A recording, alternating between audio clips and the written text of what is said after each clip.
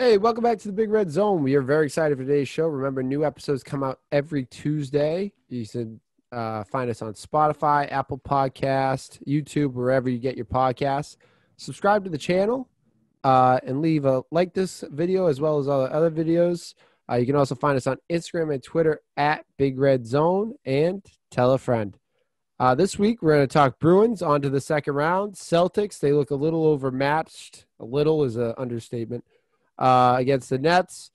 We'll move into our picks of the week and then talk our favorite, the Red Sox and Blue Sox. All that and more on this week's episode of the Big Red Zone.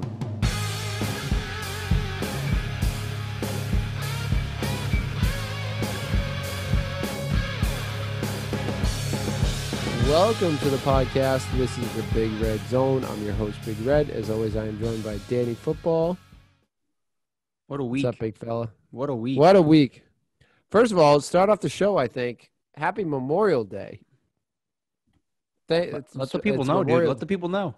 Very special thank you to all our veterans out there. And, it was actually today wasn't as rainy as I thought it was going to be. It was actually not that bad of a day. So, but, a nice happy Memorial Day out there to all our veterans out there. Danny Football, how was the week, man? A very up and down week for us, huh? Yeah, crazy week. I mean, Bruins are going full blast. Celtics are getting into some trouble being down 3-1. Kyrie's being Kyrie. And, baseball's still going on. So we got a little bit of everything. Not too bad. Yeah, not too bad. Positivity sandwich. Yeah, that's how we structured the show today. We're going to start with a nice big positive. You know how they say when you write a paragraph, a paper, an essay as a kid, you say you got to write your most strongest point paragraph, like second and last. That's what we're going to do here. Our most positive is going to go first here. We're going to talk a little Bruins. I like it. I like it. Since the last time we saw you all, we had the Bruins won their series. Danny Football was adamant that night they had to close it out, and they did. They listened to him before the pod came out. And we moved on to round 2 against the Islanders, and a huge first game of the series. First initial reactions to game 1, Danny Football. What did you see out there from the Boston Bruins? I thought it was pretty apparent that we're the better team. I know the Islanders got the opening goal, and they kind of stuck around for a little bit, but we're just more talented. We have more guns, better guys. This shouldn't be anything more than a 5 or 6 game series. We should be able to get these guys out of here pretty quick. That's what I took from game 1. We're the better team, the more talented team, and I don't think we should be struggling with the Islanders to get to round 3. Yeah, and I think as the game went on, you kind of saw that Islanders got a couple of goals in there, but we kind of saw from the as the game went on, we were definitely a very, very much more strong team. Pasta obviously had the hat trick, which is always great to see. As we talked about last week, a lot of questions were how he plays in the playoffs. Like, he hasn't performed well in the playoffs, and boy, is he performing well this year. He's on an absolute tear. Obviously, the Hattie this week, in game 1. Definitely got to see that continue. That's a key. Mm-hmm. He's the Bruins' probably best player. So he's got to continue to stay hot, and hopefully, Rask can keep it going and, keep stopping a lot of pucks on net. So all the Rask haters were coming out in the first period last one. Everyone needs to chill out with Tuukka Rask. All right. It's like I said last week, if everyone's firing on all cylinders, even better. But as long as everyone's doing their job, like, this team is one of the better teams in the NHL.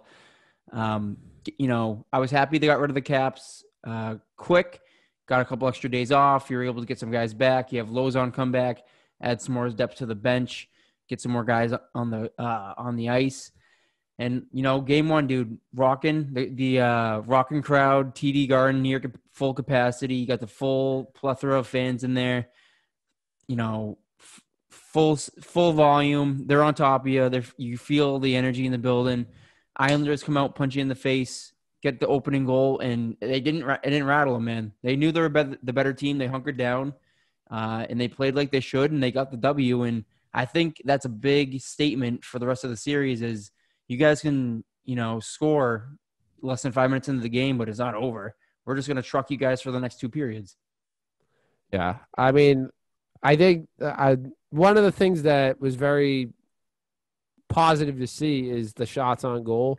We just shot it a ton, man. I mean, Patrice Bergeron shot 8 times on goal. Pasta is 7, and then 5 and 4 throughout the thing. But when someone's getting 8 shots by himself on goal, like you're gonna hit a couple of these. You're bound to hit one of these. And the guy I want to talk about, he's my guy. I'm offering him a contract. I'm going over Cam Neely's head and offering him a contract. Taylor Hall, man. Mm-hmm. You got the cheap money at the end. Difference maker, man. Difference maker. It's like we've said it a million times. We saw this team was going down a bad road, and the GM makes a play. The Bruins make a play, and they get Taylor Hall, and it's a new team. Celtics should have done this months ago, and maybe we're talking about how that big trade, turned the culture around for the Celtics. I mean, I'm a huge Taylor Hall fan, especially what he's been doing lately. Even outside of scoring, I mean, even on one of the Pastrnak goals, he purposely, skates towards the goalie, opens the. So even outside of the scoring, I mean, Taylor Hall, he affects everything. Even he doesn't even have to be on the score sheet. He on one of the Pastrnak goals, he purposely skates through the defender, opens up the shooting lane, and he's able to score. I mean, this dude is playing defense. He's making opportunities on the offense. He's a difference maker, and I think he's honestly going to be one of the keys to the series. Is if he can keep facilitating the way he does. I mean, it's an extra gun for the Bruins to have. Exactly. He's doing so much on the ice, and it's a difference maker, I think, and he's going to be a main. I think he will be a main factor of the success of this team going forward. I think he's definitely if he's performing well, I think this team is going to continue to soar through the playoffs. I agree with you. The Islanders are going to come back and punch it. They're going to come punch back in the game 2 tonight. But I mean, the Bruins just got to answer the call, and if they play like they did on game 1, I think it's going to be full capacity tonight. They're going to be rocking tonight in Boston. So hopefully they get another game 2. They can't let up, get a win in game 2, and we can move on to game 3 in New York and try to sweep it out there. I think they'll be able to get these guys out of here pretty quick. And then it's going to be interesting to see how the other series between the Canes and I'm trying to see what the other team is, but I want to see when this series could possibly be over. They're playing game 2 tonight, and I want to see game 3 is on for the Bruins. Game 3 is on Thursday. Game 4 is on Saturday, and then game 5 isn't until next Monday. So there's a very good chance the series is over before the next time we record. I wouldn't be I wouldn't hate that because it's even more time for these guys to rest up. I know we have a couple of guys that are still out, and between it'll be good to see what happens with the Canadians and the Maple Leafs. They're playing game 7 tonight. That's another couple teams that are going to be in the mix. And then we have the Lightning and Hurricanes, duking it out to see who we face next. So I'd like to get this over quick, get our guys healed up, and get ready for whoever's next. Completely agree. Like I said, we said with the last series, just get this one over with. Let's get it done early. Let's take care of business, and let's get some rest for the boys. I hope you're right. I hope by next time we record next week, we're talking about our next series opponent. So we shall see. All right, moving on to the tougher part of this. This is the positivity sandwich. This is the middle here. This is the middle of the positivity sandwich. The Celtics, man. The Celtics. I mean, there's so much to unpack. I'll give you the keys to this one. I know we got to hit on some both on the court and off the court points. I'll give you the keys to this one. Let it ride. Let's start with on the court. Let's start with that. Because I mean, it's pretty simple. This team is totally outmatched by this. Mm-hmm. I mean, when you heard going into game 4 Kemba's out. You already know JB's out, but Kemba's out and Rob Williams is out. Do you really think you're starting Romeo Langford, who played very well? I might like. I'd give the credit to Romeo. He played excellent defense. He made a lot of impacts in that first half. But when you're starting Romeo Langford, man, and that's like he's filling in for Kemba. What did you think they were going to win Game 4? No, that was a pretty tough lineup. I saw a tweet how they started the second quarter. Let me see if I can find it. But I could tell you what it was. It was Romeo Langford, Grant Williams, uh, Fournier, Peyton Pritchard, and who was the fifth guy? Was it Thompson or was it it was to open quarter 2. Pritchard, Langford, Ogilvy? yeah, Pritchard, Langford, Fournier, Ogilvy, and Grant. That's barely a G League team. It's like unbelievable. Like it's That's just pretty bad. You have those guys going up against Harden, KD, and Kyrie. That's a recipe for disaster. And not even just those three. Joe Harris was like, what was he, 4 for 5 or 3 for 4 from 3? Bruce Brown, Boston native, played unbelievable defense and it chipped in with I think he had 14 or 15. I don't have the numbers in front of me, but I think he had double-digit points. I mean, the big three combined for over 100 points. KD, Kyrie, and James Harden all combined for over 100 points. It's like, what are you going to do? And at one point I was like, they got to get a stop. They got to get a stop. And I was like, I don't think they can get a stop. No one can stop these three. The biggest lead was 27. There were no stops being made. All right, you go, KD was hitting his. Then you go double him. All right, pass out to Kyrie. Kyrie gets about 5 threes from, not just threes. They were deep threes. All right, you're going to go double him. All right, James Harden's going to get it here. James Harden had 18 assists in that game. And had 20 plus. So to me, when you're going in, I was nervous when Jason Tatum came out midway through the first quarter. I was like, there we go. They're going to start chipping away at because we had a nice little lead. I think we had a 6-point lead probably around there when he came out. I was like, he has to play every single minute, every single second of this game to have a chance. And even Marcus Smart, I love Marcus Smart. And it's tough. At one point, I was like, why do we have Marcus Smart shooting about 33s in this game? But then I was like, who else is going to shoot? We got no one else to score. He's got to shoot. It's like, it's just, if Kemba's not playing in the next game, and Rob Williams, I guess, but Kemba's the key, they're done. They're both doubtful. Yeah, we're done.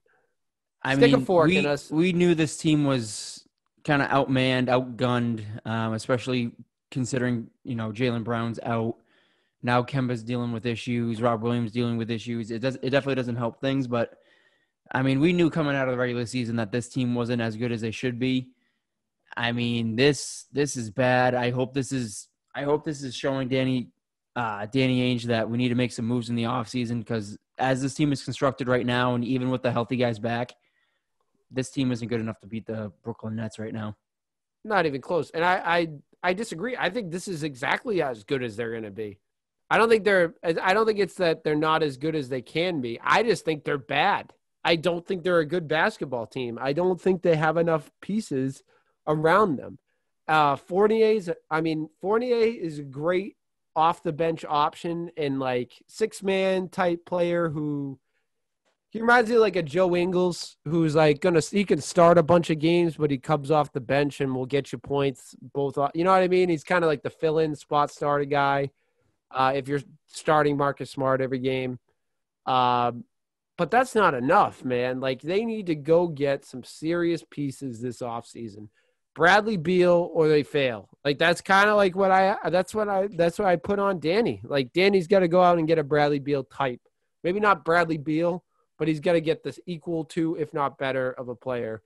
Because this team is not good. It's not good enough. It really isn't. And, I mean, I love Kemba. He can't stay healthy. I'm done. I'm done with Kemba. I love him. I think I've had I want to say it was a great experience, but it really wasn't. I love Kemba, and I like watching him play. I only if I could watch, if I didn't have to only watch him 20 games a season, like I'd love to watch him. So I think they got to move on from Kemba, try to get someone else in with that money contract spot, and they got to re-sign Fournier. I think that's like the keys to the season. They got to dump Kemba's contract, get someone else in here, and re-sign Fournier. That's like must for the Celtics. And then they got to figure out what else they're going to build on this roster. We'll go through it next week because we'll probably be out tomorrow. So we'll talk about it on the pod next week about what the Celtics will go forward, do what they should do going forward. Yeah, definitely some big questions. The Kemba thing has been rough. It's been a rough kind of go ever since we signed him. I don't like that this team has regressed this far. Eastern Conference Final, and now we're going to drop out in the first round of the playoffs, which isn't good. So, I mean, like I said, it's a signal that things need to change because we're not as good as we used to be, and we need to start shuffling things around. We can't keep staying pat. What really started the regression? It's kind of like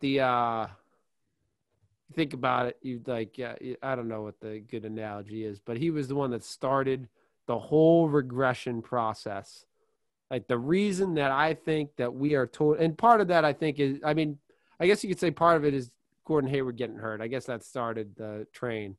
But Kyrie Irving started this decline for the Boston Celtics.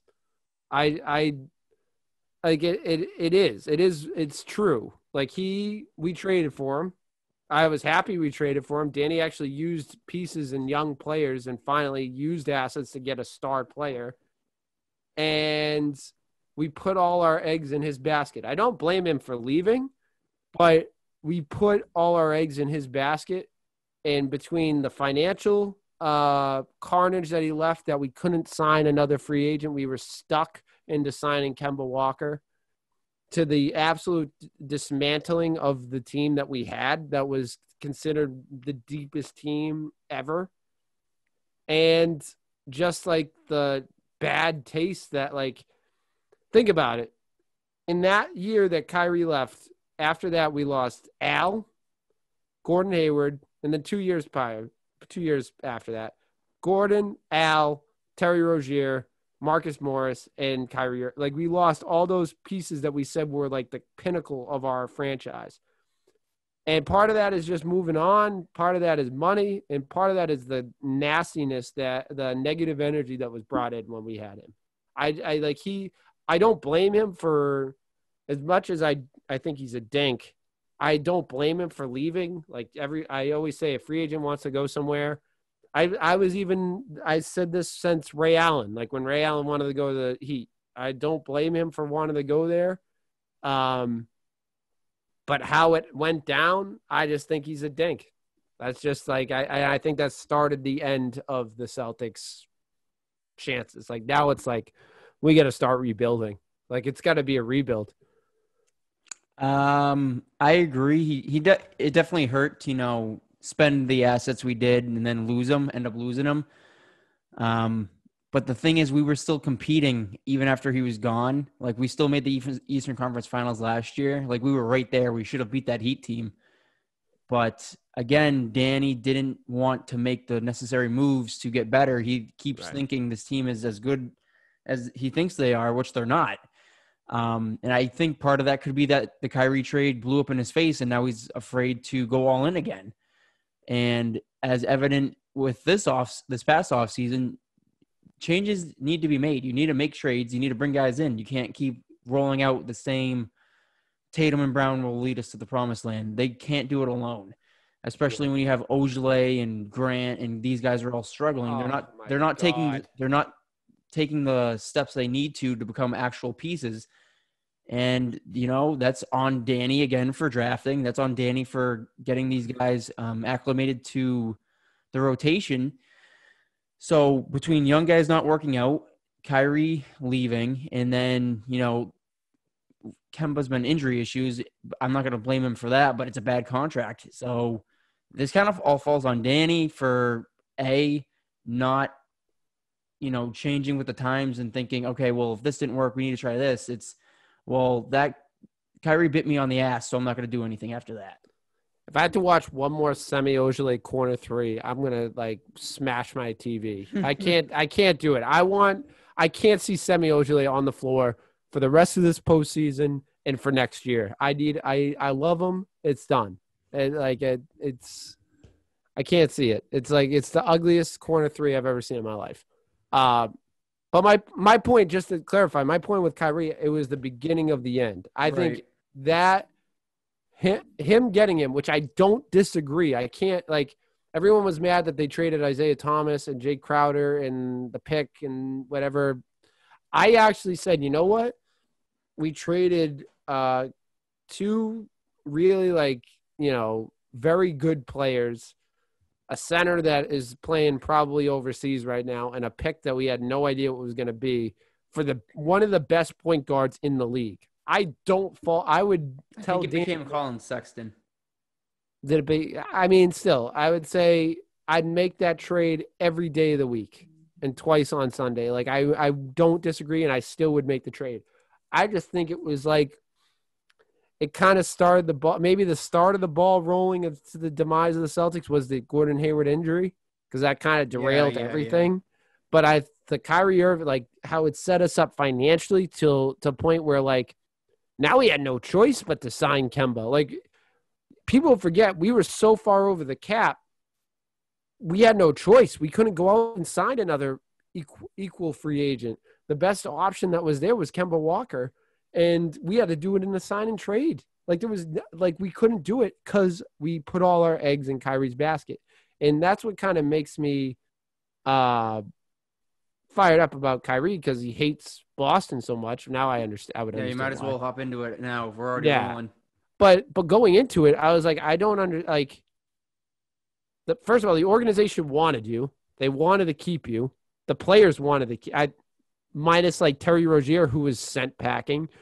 Everyone, I think, for to an extent, wanted him back. Danny wanted him back. He was pretty evident about that. Brad wanted him back. Even the fans in that couple months after the season were like, "We want Kyrie." Like for better or worse, we defend him. We want him back. It wasn't until after he left and like started talking crap about Boston and started like doing all this stuff that the fans kind of turned on. And I mean, most of them turned on him after he made that stupid comment how he wanted to resign, and then it surfaced that he was actually throughout the year trying to go to Brooklyn. Um, but I don't see why he would not like Boston until now. Like he might as well. I think don't like Boston now. Like I think that's probably fair. Yeah, you want to Um, kind of break down what happened? yeah. So do you want to do the fan part first? Might as well. Um, so obviously people listening probably know that there's a ton of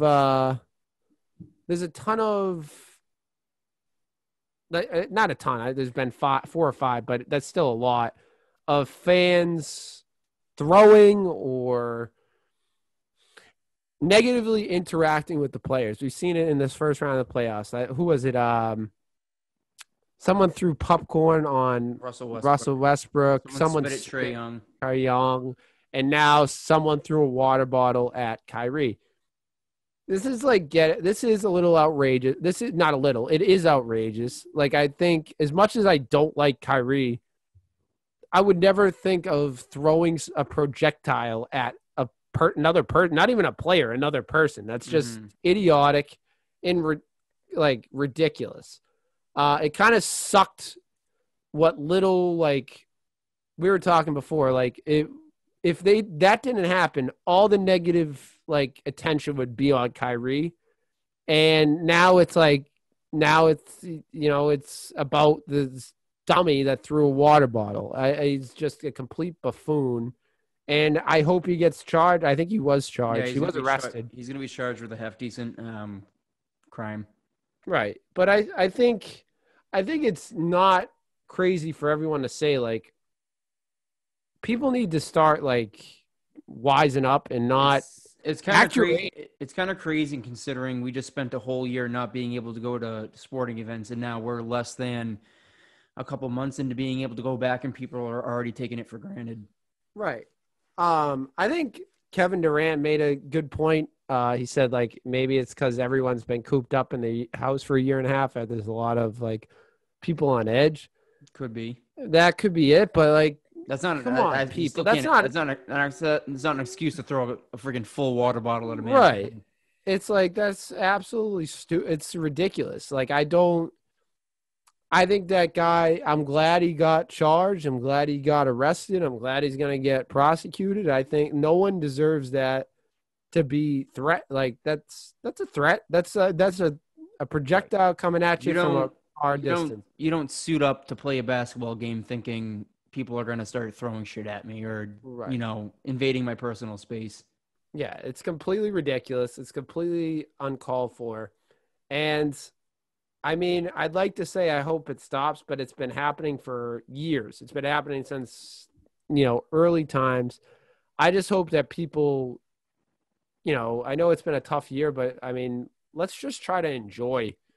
We get this one of these few joys back into our lives, and people are going to ruin it. Like I hope people can wise up and just enjoy what we have for Yeah, because we've seen it being taken from us. You know what I mean? I am glad that these people are being immediately identified and immediately arrested. Not even just ejected; they're being arrested. And I also Right. enjoy that the venues are suspending them indefinitely. Not even saying for the rest of like the season or whatever. Like they're gone for good. They're banned. I think that'll be a big part in being able to kind of nip this in the bud. Is hey man, if you want to do this stupid shit, you're gonna pay for it. Like we're gonna find out who you are. You're not gonna be able to do this and get away with it. We're gonna catch you.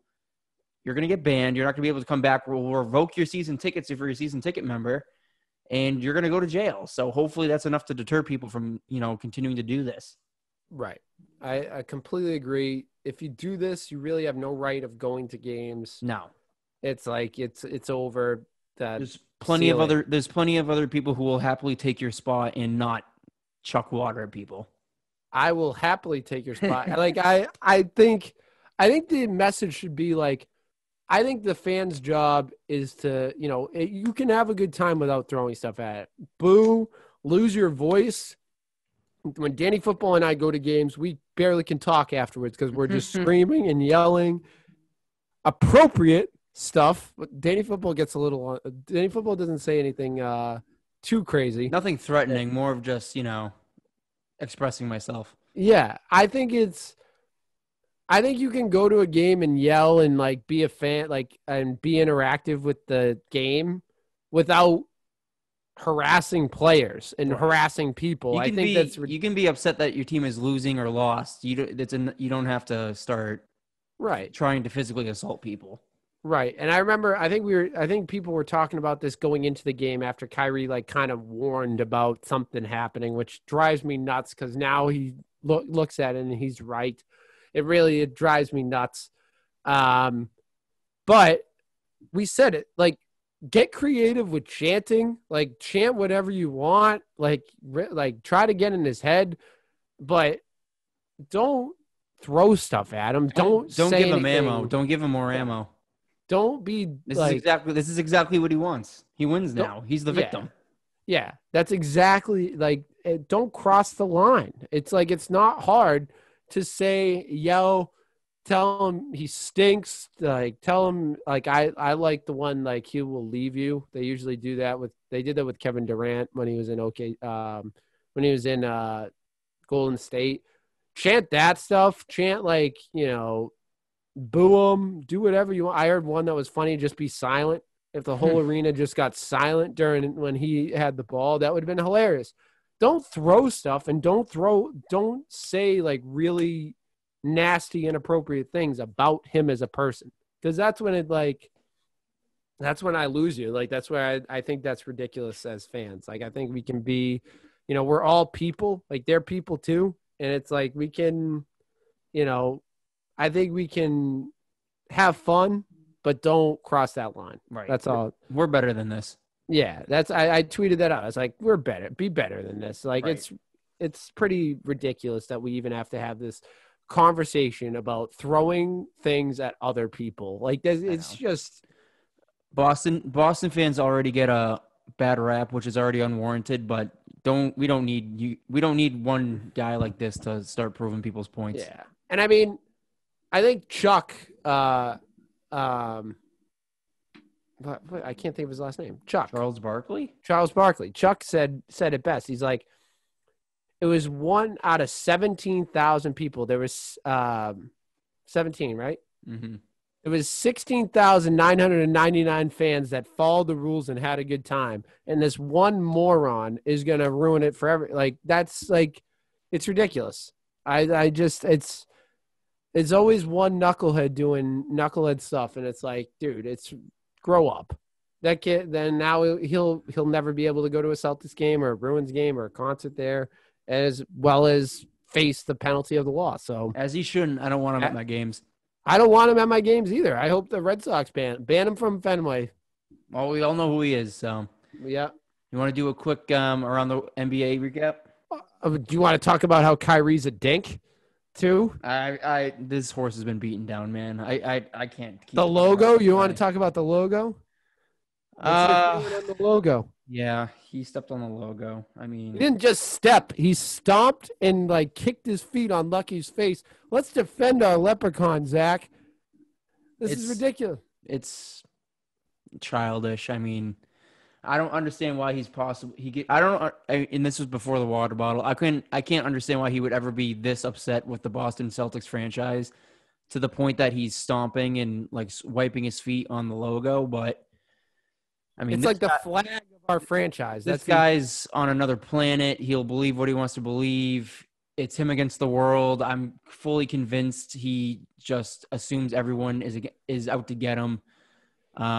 He thinks he's smarter than every single person in the world. It's one thing, like, I get when, like, Michigan football players start stomping and scraping the Michigan State logo. Like, that's a rivalry. Like, you hate that school. Like, Kyrie Irving, I mean, we traded for you. We wanted you here. We wanted you to be the face of our franchise. We wanted to re-sign you. We gave you games off when you wanted games off. We let you play. We wanted to retire your number. We wanted you to be one of the people, the many people, I guess, if you're in Boston, that have your number retired in the rafters. And you left us after telling us you're going to stay here. You said and made this big deal about it. Less than 2 months later, for no reason. This was before the fans were against him. They weren't against him until he signed in Brooklyn. He was talking to Kevin Durant about going to Brooklyn. A couple months after that speech. He's just full of it, man. The only thing I could think of is this is not really funny, but imagine if Kevin Garnett was on the team. I mean, I'm kind of let down that no one really kind of got on it. And I don't think anyone saw because everyone left. Which is also another punk move. It's a punk move on Kyrie's part to do it when he, either no one's going to see me, or B, no one who cares is going to see me, and I'll just get away with it. The Celtics team got off the floor pretty quickly. It wasn't T.O. celebrating on the star back in the day, but I'm sure Kyrie thinks he's just as... It drives me bananas. So again, does not justify this moron throwing a bottle of water. Does not justify it at all, but Kyrie is an absolute dink. I think both can be true. He's a dink. That guy I'm glad he's getting arrested. So let's move on to something positive. Yeah, I'm tired of talking about Kyrie. Yeah. Moving forward, let's do a little NBA playoff recap. Bucks swept the Heat, and they go on to the second round. Bucks look different this year. Again, they added Holiday in the offseason. They made a piece to, they've been struggling. Another team that was struggling and needed to get over the hump and made a significant move, and now look where they are. Compared to the Heat, who did the same thing we did, stood pat, tried to run with the guys they had, and now they got swept. It drives me absolute bananas, but moving on. Mavs, we got the West has some great series out in their side of the bracket. Luka is doing everything he can to win this series. He's trying, man. Mavs are tied with the Clippers, which I'm pretty surprised. The Mavs are standing pat and trying to get past Kawhi and Paul George. If the Clippers lose the series, that's what they'll be in the same boat we are. I wouldn't be surprised if they're in a quick rebuild, because they they went all in on Kawhi and Paul George, and they can't even get out of the first round. That's pretty bad. Blazers Nuggets tied. Very fun series. Very fun. Very, very fun. I mean, I think what's his name? The coach of Malone said it best. The coach of the Nuggets. They'll go as far as Jokic takes them. So that's why he was an MVP candidate. That's why he is the MVP. Danny Football. I'm standing pat. He's the MVP. But I mean, it's pretty. That's a pretty fun series between him and my man Lillard. So they're tied at 2. Philly's going for the sweep. This series, tonight, man, my God, it's an absolute bloodbath. Not even close. Not even close. But you want to talk about another team that made some changes? Philly made some changes. They changed some guys around, and now they're looking good. Yeah, it's amazing when you try to make some moves and try to improve your team. It's amazing when you realize, hey, this isn't working. We're not getting close to a championship, and then you change things. Nuts. Yeah. And then another fun series out west: Suns Lakers. Suns and Lakers are tied at 2. But AD is going to be out for the next game. He left, I think, in the fourth quarter, sometime in the second half of that game 4, and he could be out for. This is the price you pay, man. You sold your soul to the devil for an injury-prone guy. You got your championship, but here rent's come due. Here we go. I would say I'm not too disappointed if I'm the Lakers. You got to no, but I'm saying you knew what you were getting with this guy. You're either going to get championship winning AD or you're going to get out for a couple games AD. Yep. And go Suns go. Go Suns go. I'm rooting for him. So moving on, speaking of the Suns, let's get to our picks of the week. Picks of the week.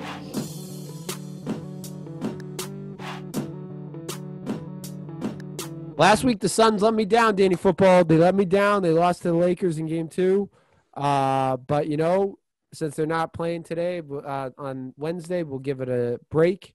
This week, I'm going to go Clippers over Mavs. I think Kawhi is finally and Paul George are going to finally put it together. That team is too good to lose to the Mavericks. I mean, Luka's doing everything he can, but they're just too good.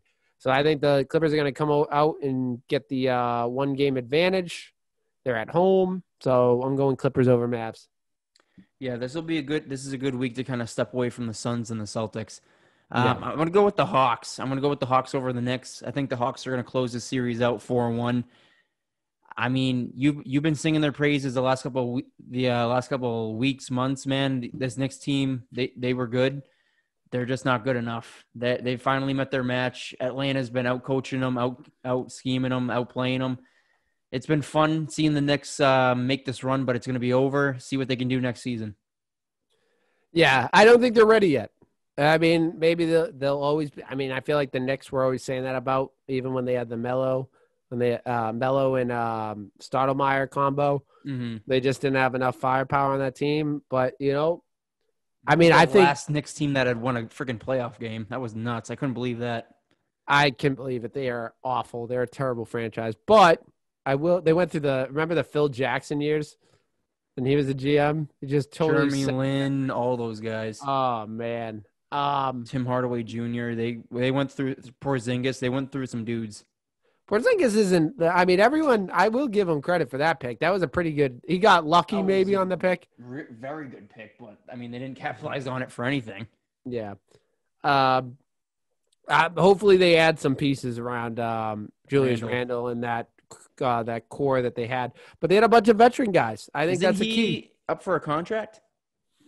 I'm not 100% sure. We'll look at it next week because I'm going to look at some big free agents for the Celtics and we're going to look at maybe come up with some strategies, what we would do if we're Danny, which will be fun. We'll get to play GM. I think we could do a little bit better on getting guys in here, but we shall see. But I agree. I think the Hawks are showing I think they look excellent. They have a very good team.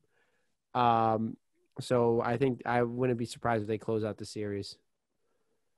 So moving on to our positivity sandwich. This is going to be the bun. This is the top. This is the positive stuff. Red Sox, Woo Sox. We're going to get into our baseball teams. Red Sox end the month of May 32-20. They're 3-1 in the last week. What is your thoughts about the Red Sox where they stand this week? I'm still liking where this team's at. Erod had a very bad outing today, though. They're down 8-1 to the Astros, but you beat the Marlins, you split with the Braves. Beat the teams you need to beat, and then take games from the games that are going to be hard. Pitching's still solid. Bats are still there. We're not waning.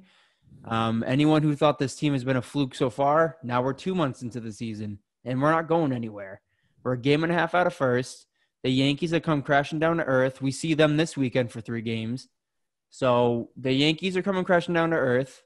The Rays are still hot. It's us and them. We're 1.5 back. We're right there. And I think this AL East is going to be a two-team race down the stretch because I don't think the Yankees are that good. They just got swept by the Tigers.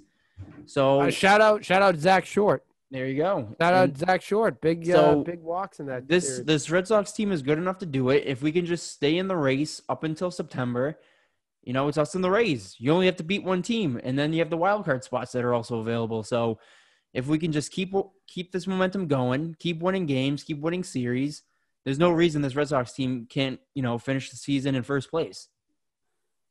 I agree. I think they're in a good spot. I mean, it's a long series. We're going to go through ups and downs, but this team looks consistent. They keep winning series. They may drop a couple here and there, but, that's baseball. You're not going to win every single game. So I feel really good about it. Offense is staying hot. Pitching still, Erod, like you said, he kind of had a stinker today, but that's going to happen. I just like what I see from this team. It's looking really, really good. And like you said, Yankees are terrible. Orioles are the Orioles. Blue Jays are coming back to earth. And then it's just the Rays. And I think the Rays are going to come back to earth too. Yeah, I was going to say the Rays have been really hot, and I think they're going to level out soon too. So Red Sox just got to keep staying the course. Shout out to my man, Alex Cora, the king, who's got this ship back on course. And I'm excited, man. This team is something special. Yeah, Garrett Richards missed the opportunity to I was Jersey again. I was looking for it. What game was he? He pitched. He pitched last Tuesday. We lost 3-1 to the Braves. He went 5 2/3, 3 earned, 4 Ks, 4 walks. Yeah, so not the little bit of a blip in the radar for Richards, but I mean, he was on a hot streak, so we can't really blame him. Yeah, I'll give him. These guys, it's like I've been saying, these guys aren't going to pitch lights out all season. I mean, right. If you think Garrett Richards is going to come out every week and throw 7 innings, you're out of your mind. Right. So, I mean, by all means, he can if he wants to, but yeah. It's fine if we're not going to win every single game. We're not going to finish the year 162-0. Erod's going to have bad starts. Richards is going to have bad starts. Evaldi's going to have bad starts. Pavetta is going to have some bad starts, which he already has. Everyone is going to have a bad day, which is fine. Chris Sale's on his way back. We're going to keep getting these pieces, and this team is going to win more games than they lose, and we're going to be fine. So we can't start panicking if all of a sudden Richards has a bad game, if Erod gives up a 6-piece like he did today. Bad games happen. Everyone has them. The important part is we don't start going on losing streaks like the Yankees do and start falling apart. Right. It's one thing to lose one game to the Tigers and then win 2 out of 3 compared to the Yankees who are getting swept, which is that's bad. You can't be getting swept by the Tigers. Yeah. So I love everything this team is doing right now. I like that the pitching is solid enough. Like I said, Sale will be back. And now we're starting to see that the position players are starting to come in and out. Franchi finally gets sent down, and we bring up a couple of relievers to start, shoring up the bullpen. Thank you. If you have anything to give on the Franchi thing, man, go for it. Because I was very, very happy they finally made that move. And I think he had a big game. He's raking with my Woo Sox, man, though. He's raking. That's why Danny Football's so excited. He's helping him get some victories down there. I saw that. I saw he got sent down in the first He game already he has was down 2 there. pops. It's like, but you know what? I think that's best. Get him some confidence, get him going, get the bat going down there, and maybe he can come up and make an impact. I mean, Christian Arroyo's came. I like Christian Arroyo. I like him up at the big club, and obviously Chavis. But I think you're right. I think we got a solid group of guys that you can move up and down that are going to help make impacts on this And team. that's going to be huge for the sustainability of this team. Like, Kike went down. All right, Chavis is in. Franchi goes down. All right, we'll ride with Chavis, and we'll call up a couple of relievers from Worcester. Christian And Arroyo goes down. And, that's the best part about having a deep team is that if a guy goes down, we don't have to worry about, all right, well, how do we replace him? There's already a guy ready to go. And I am going to admit I was hoping Duran was going to be the corresponding move. He's with Team USA down in Florida, so he can't get called up. But, I mean, his time is going to come. I'm just glad that the Red Sox finally pulled the plug on this Franchi experiment for now because it just wasn't working. I know we got more pieces out of that Benintendi trade. One of the pitchers actually had a really good day down in Portland. Yeah, that's shelled. Right. So that I'm glad that's kind of working out. But I'm glad the Red Sox finally said, you know what, dude, we've given you enough chances. It's been 2 months. You're not hitting dick. It's time to send you down. Maybe he gets his confidence back down in Worcester. I don't know. But It sure looks like it. But I'm also worried he's going to be one of these guys who he's too good for AAA, but he's not good enough for MLB. Just for context, I did send my buddy the tweet from the Red Sox that said, we're sending down Franchi. And my exact reaction was yes, but also no, because I didn't want him to ruin my Woo Sox team. Evidently not, man. I mean, this dude is 5 for 12 with 2 home runs, and it's looking like he's going to be enjoying Polar Park. Yeah, it's going to be interesting to see him play down there. I hope he gets some confidence. And I think if he can find I think if he can get some confidence and come back up to Boston, I think he could make an impact. I think it was just a downward spiral. Right. And I think you just had to cut it off at some point. And to be fair, I mean, the dude started the year on the IL. He had some issues, came in a little late. So I'm not saying he's a lost cause or anything. I don't think we should be like DFAing him or anything and, just cutting bait. But there's nothing wrong with sending the dude down for a little bit, seeing what he can do. And like you said, maybe if he gets his confidence back, he comes back up to Boston and he's fine. But as it was going right now, it wasn't working. So you need to make a change. He's burning a hole in your roster spots. Send him down, let him do his thing, see what happens, call someone else up who can contribute and, go from there. You can always call him back up. Yeah, that's what I'm saying. Like, I feel like it's okay. Like, I think it's okay to send guys up and down. I think that's going to help you in the long run sustain success throughout the whole year. Just to let you know, we're now down 11-1. That's all right. Boston. That's all right. That's fine. Hey, pile it on today because tomorrow we're about to get it out of your system now. That's fine, guys.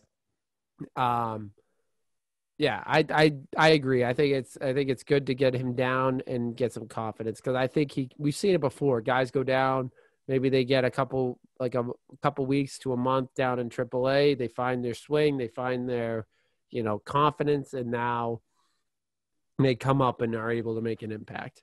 Talking about your Woo Sox, dude, 15-9. 15-9, baby. They just got back from a little stint out in Lehigh Valley against the Iron Pigs. Went 4-2 on the road trip, 4-game winning streak to close it, won a doubleheader. They almost got no hit in the second game of the series. Michael Chavis broke up the no-hitter in the 9th inning with 2 outs. Shout out to the Ice Horse, staying hot. This Woo Sox team, this Woo Sox team goes on the road, gets a couple big W's. Coming back this Tuesday, full capacity at Polar Park. Place is going to be rocking. I'll be there on Sunday to see Franchi myself. I'm excited, man. I'm excited. I'm liking this team. Going on the road is tough, especially now seeing that you're only playing your division guys. You're going to be there a lot. You're spending a whole week out there now. So I thought it was pretty positive for them, drop the first 2, win the last 4, especially a doubleheader. So I think they're going to come home full stadium in the first time in the history of the park. I'm excited to see what they do. No Jaron Duran, though. No Jaron Duran. Yeah, he's down in Florida, right? He's down in Team USA.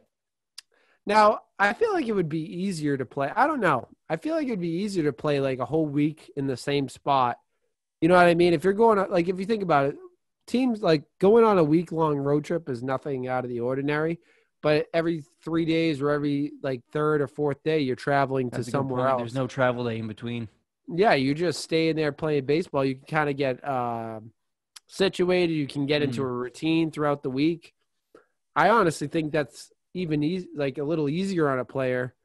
It's like a mini homestand somewhere else. You know what I mean? True. You're in the hotel. You got your rhythm. You got your same hotel, same bus, same. You know what I mean? It's like the same. I guess routine, like I said. Mm-hmm. So I don't know. I'd have to talk to some of the guys. A couple of my buddies play. Yeah, use your sources, dude. Don't be afraid to use your sources. I think I'm gonna have to ask him how he likes it playing AAA and going like one place for a week because I think I think I would like that more than every third day either getting on a bus and sitting on a bus for 4 hours, True, going to Buffalo, and and then going to Lehigh for a week and then coming back home.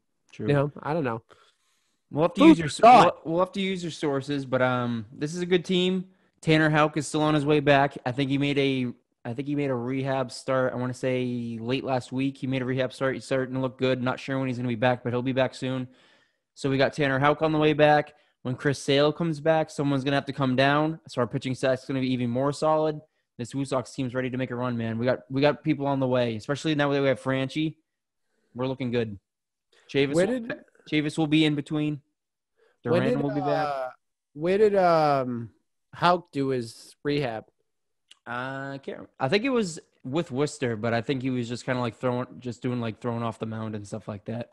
Gotcha. So it was like more of like a simulated game, like a live BP, probably something live. He was more just like starting live pen. Yeah, starting to move it, get the arm going again. Gotcha. All right. Well, we got guys on the way. I love it.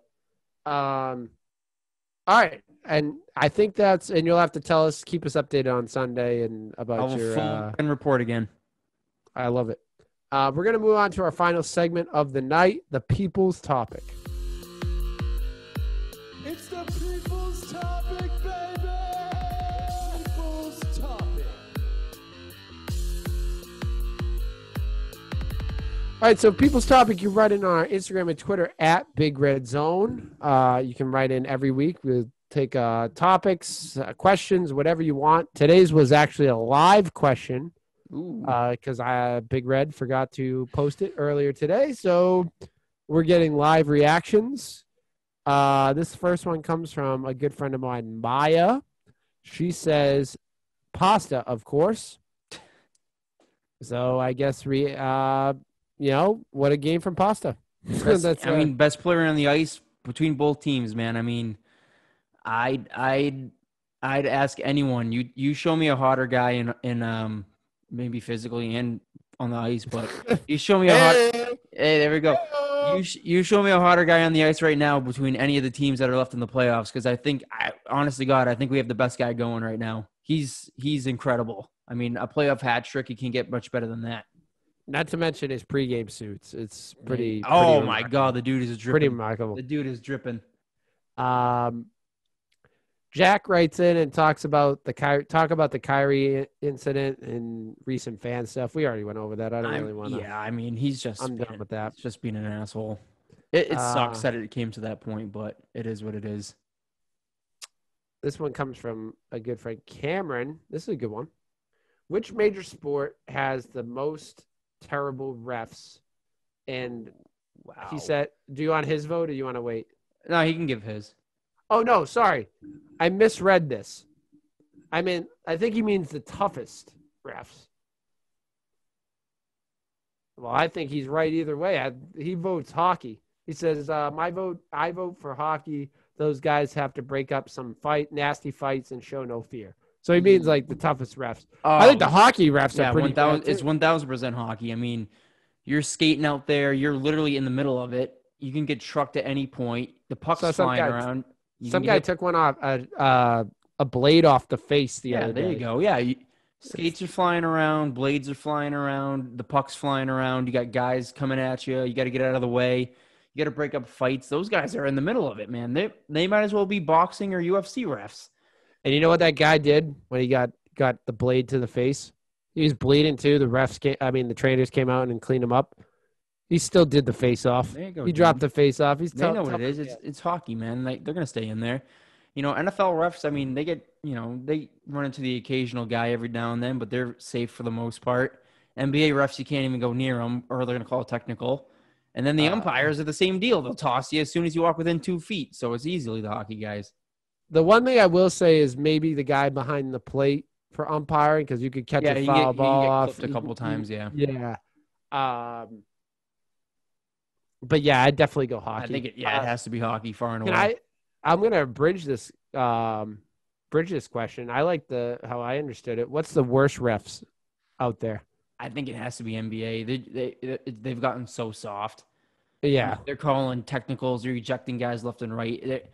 Don't get me wrong. MLB umpires can be pretty bad sometimes, but the NBA refs they go into business for themselves sometimes, and they just do whatever they want. I don't think NHL refs I have a limited experience watching hockey games. And this year when I've watched, I've heard a lot of controversy because I didn't get why they called this or didn't call this. And I look online and Twitter saying the same thing. So hockey refs are definitely getting really tough. But me knowing the game and knowing the game better, basketball officials are the worst in the NBA. It's maybe some of the worst officiating I've ever seen in my life. It's terrible. It's very one-sided. It's very if your name is a big name in the league, then you're not going to get called. It's going to be less calls on you. It's very subjective. Most officiating is subjective, but basketball rules I feel are even more subjective. How much contact is too much contact? Did you see him go down here? Did you see him step on the line? It's very subjective of how you call the game. And like you said, with the technical foul, Jason Tatum complains a little bit, gets a technical foul. Kevin Durant and James Harden charge the ref and yell at him, scream at him. Kyrie Irving, same thing, and they get nothing. Right. So it's and we saw it last year when Nick Nurse was throwing tantrums on the sideline. They would never call a technical on him. And then the second Brad says something, they gave him a technical. So yeah, it's like you said, it's one-sided. I'd venture to guess sometimes it's even more personal for NBA refs. They see these guys so often and they complain so much that I think some of them even have just personal agendas. I just don't like you. I'm going to call it technical. Yeah. It's definitely the NBA. Good question, though. I do like that question. Great question. And it abridged a second question. That's a double question. That's how we get them. Great double question out of this guy. Cameron, great question. And from our number one fan, Joseph _ Celia, he writes, "How good do you think Chris Sale will be when he when he comes back?" Read. When he will be. That's not me. How do you think Chris Sale will be when he comes back? I don't think he'll be Cy Young award-winning Chris Sale, but I think he'll be the best pitcher on our team. I think Richards. I think he'll be. I think even a 70%, 80% Chris Sale is better than what we have now. Not saying that our pitching is trash, but it's Chris Sale. He is a difference maker. So I think he'll be good. I don't know if he'll be as good as he used to be, but he'll still be a huge piece of this team moving forward. And if we can get even, like I said, 70 or 80% out of him, that changes the trajectory of this team exponentially. If we can get a half decent Chris Sale. Yeah, I think a 70% Chris Sale, like you said, is better, or if not equal to, if not better than what we got right now. I think with this team and the depth that we have, I think you're going to be able to let Chris Sale kind of ease back into it. Remember, he hasn't pitched in 2 years. He hasn't pitched a live game in 2 years. So maybe we'll get a Woo Sox start out of him. Oof. I think you may get a Woo Sox start out of it. That'll be a crazy game if he ever comes down here. I think he's either going to get a nice AAA start or he may pitch a AA game. He may get a AA game. What did DeGrom? DeGrom did a high A the other day. Oh, yeah? Yeah. I saw Twitter was blowing up. They played I think it was the Mets High A affiliate. They were playing the Cardinals affiliate, and the Cardinals affiliate was tweeting like, "Why are we doing this? Like, this is awful," and it was destroying them. So I mean, maybe like the Greenville Drive will get a free Chris Sale start. I don't know. Yeah, my bet is Portland. I think Portland will get a Chris Sale start. Maybe Pawtucket gets a start out of him. I know they like Evaldi when he was hurt 2 years ago. He got a start in Pawtucket. Mhm. So you may get you need to pay attention, Danny Football. Let me Dude, know. I We'll mean, get tickets. Kike snuck up on me. I will not miss Chris Sale. Yeah, we'll have to keep an eye out. So thank you to everyone that wrote in questions. Remember, you can write in each week on our Instagram and Twitter at Big Red Zone. Give us a follow.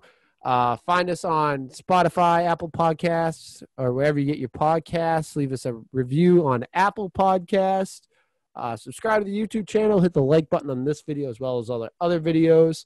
And tell a friend. That's it for this week. My thanks to Danny Football for joining. Have a great week, everyone.